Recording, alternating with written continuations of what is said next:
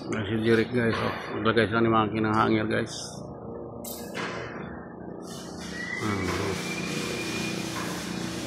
Medyo mataas kasi yung lalagyan ng cross.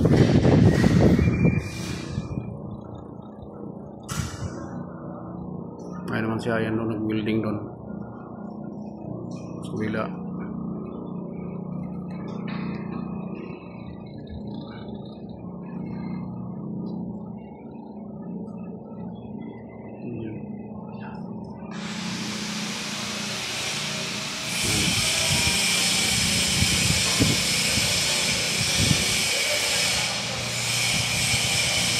Ay naman si Ayan at saka si Maki, si Jeric at saka si Maki.